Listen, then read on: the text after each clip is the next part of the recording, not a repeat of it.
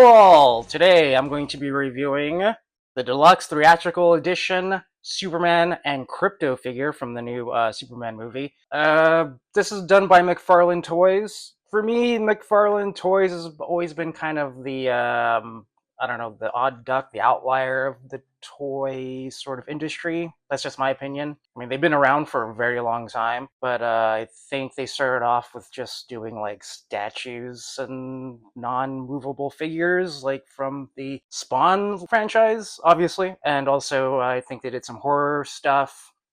I think for a time they had the. Oh, here's the box, by the way. I think for a time they had the Halo license, which was odd, but now they have the DC license, but not for too much longer. Here's the box. On the top it says 22 moving parts. And then actually it has this nice kind of foil on it, which is pretty cool. Yeah, I'm not really a McFarlane DC collector. I just really liked this movie, so I just really wanted to get a Superman figure, and there's some artwork on the back.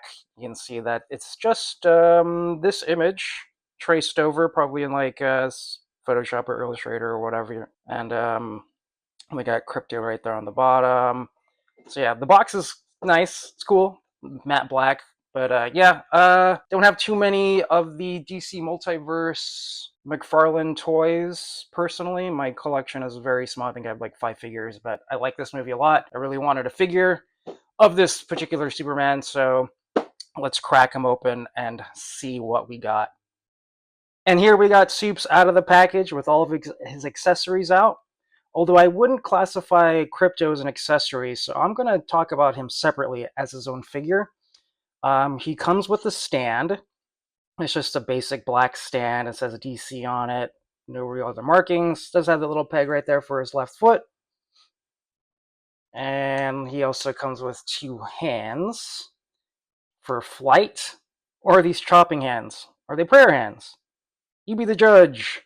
And he also comes with 3 alternate faces, although I will say they don't look that different as far as the expression goes. I mean, this one obviously is the eye laser effect, but this one is kind of pursing his lips, and this one he's kind of furrowing his brow. He doesn't look that angry. I think it's supposed to be an angry face, but he doesn't look that angry. I kind of wish they gave him like a smiling face. I mean, look at that next to his. Maybe this is just indifferent. This is more concerned. I don't know. I don't know what these expressions are supposed to be. I mean, this one's, I guess, angry. And he also comes with a trading card. Collect them all and trade with your friends. Has this nice foil on the side that says Deluxe Theatrical Edition. And on the back it says Superman and Krypto. And then Superman again. Has his little profile pic right there.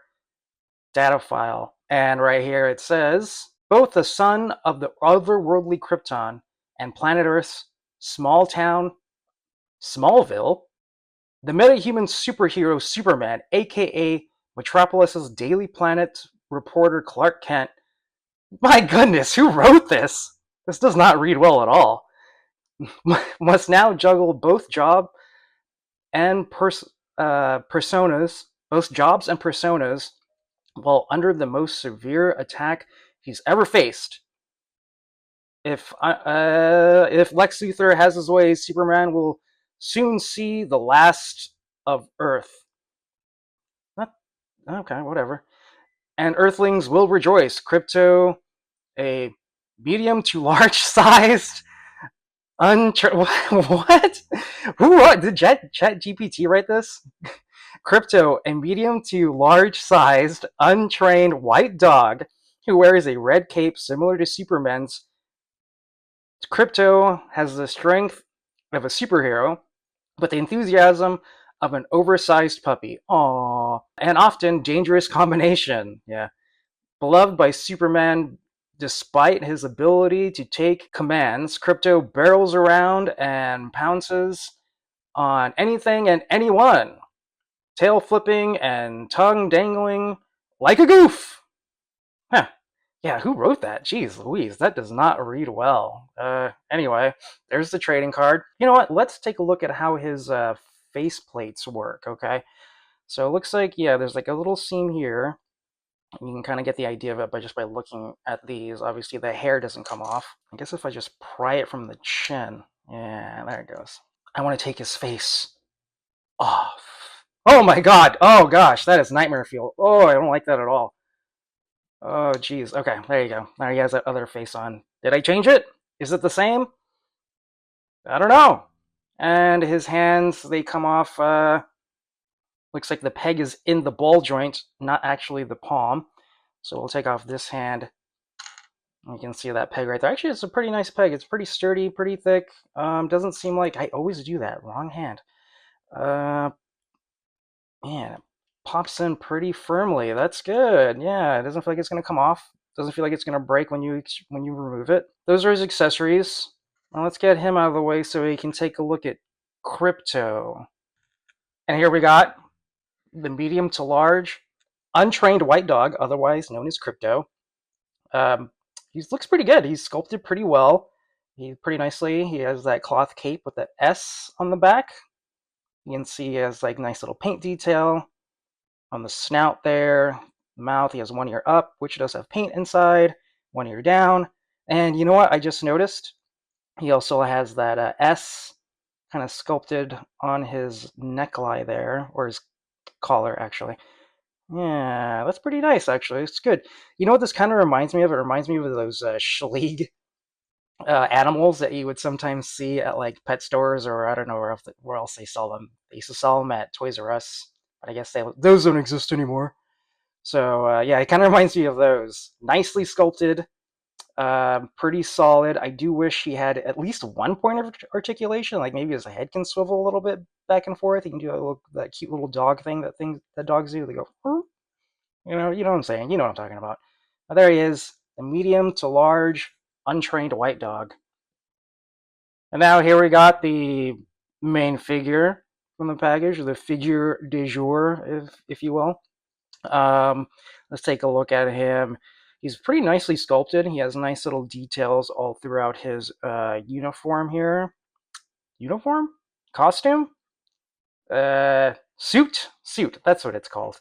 Yeah. The one thing I will note about this guy, he's pretty accurate in a lot of ways, but there are a few things, specifically his cape, the way it kind of like goes into his collar here. You can see it comes out around his neck, where the actual suit, I believe, his cape comes out of his kind of his collarbone area. So they got that part of it wrong. I don't know why. Maybe it's just easier for them to clip it on this way. Maybe it would have made for issues when posing. His cape is wired, which is great. Like whoever invented that idea, I think just needs to have his hand shook. I don't know. What do you get for that? But it's the triangle shape there. Has that S on the back. I love that. It's so classic. Has S on his chest there. Does have some embossing. It's like it's not a flat detail. Everything here is sculpted out. I did show his head sculpt earlier. I think I got the regular head sculpt that he comes with out of the package on there. I'm pretty sure I did. Can you tell the difference? I can't. And out of the package, he also comes with this, I don't know, beer holding hand and a fisted hand. I don't know what this hand is for. Maybe it's to like choke out his opponents. Maybe it's so he can like do that thing where it's like, I'm gonna beat you up, Ultraman. Yeah, I kind of wish he came with two fisted hands, to be honest. I don't know what this is for. It's a beer holding hand. And his boots, nicely sculpted here, nicely detailed. You can see the side of his legs. He has all that kind of line work. Any detail on the bottom of the shoes? Nope, none there. Let's take a look at his back. Oh, look at that. He has a little belt loop right there for his belt. Super belt. There's part of the figure you're probably never going to see unless you have him in a flight pose, I guess, and his cape was out. But didn't come with a flight stand. Oh well. But that's the figure. Let's take a look at his articulation. For this segment, I'm going to have his cape up and out of the way. It's going to look a little weird, but, deal with it. So, starting off with his head articulation, I think it's on a ball joint. I mean, most of them are, but mine does not move up and down at all. I'm afraid to move it too much. I gotta like heat it up maybe just to see, or maybe she doesn't move up and down. I mean, you can hear every time I move his head, it creaks. Oh, that's scary. And McFarlane Toys, they have these interesting shoulder joints. I think, somebody please correct me if I'm wrong, because I had never seen these taken apart. And I'm really curious about this. I think this piece right here is like a floater piece. I don't think it's like a true butterfly joint. I think inside is another kind of joint inside that allows him to move, because unless this is on a ball joint inside, it just the reason why I think that is because the way his arm is structured, it's pretty tight, right? And there wouldn't be like a tiny little peg inside of this piece, because there would be no security there. So I think there is kind of like a longer joint inside, and this piece right here is like a floater. Somebody please let me know if there's like somewhere I can see like one of these taken apart, because I ain't gonna do it. And right here, he does have like that swinge joint, so he can move all the way around. Pretty nice range of movement on these shoulders. The biceps are in a swivel, double jointed elbows, which is great. And then he has that kind of ball hinge joint right there on his wrist, so he can move around and spin around. His ab area is on a ball joint, has a little bit of movement there. Rotates around. Again, this figure is really tight, and I'm afraid to move it too much, but I'm pretty sure there's a joint right there. And you can see the trunks are very malleable, which allows for that movement. So if you twist it around, this isn't gonna hinder it too much. And his hip joints right there are on a ball. Oh no, it's not a ball. It's another hinge and a rotator joint right there. Look at that. So you can move around, and you can see the trunks don't really stop his movement too much. It's nice. I also wonder how long that's gonna last before it starts to crack. You know what I mean? And then he has the double knee, which is great. I can go all the way back. And how far can he go out? Pretty far out.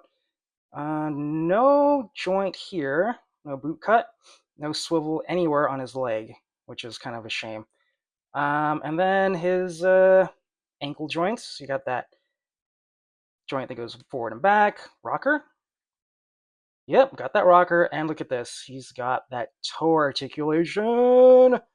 Oh yeah, don't see that too much. Gotta love it. And here we got the size comparison with this random assortment of figures. But as you know, to get a more accurate reading, you gotta get the tape measure. And you can see he stands at about 7.25 inches tall. So that gives you an idea of how he's gonna fit into your toy collection. And now it's recommendation time. Do I recommend this Superman and Krypto figure set thing?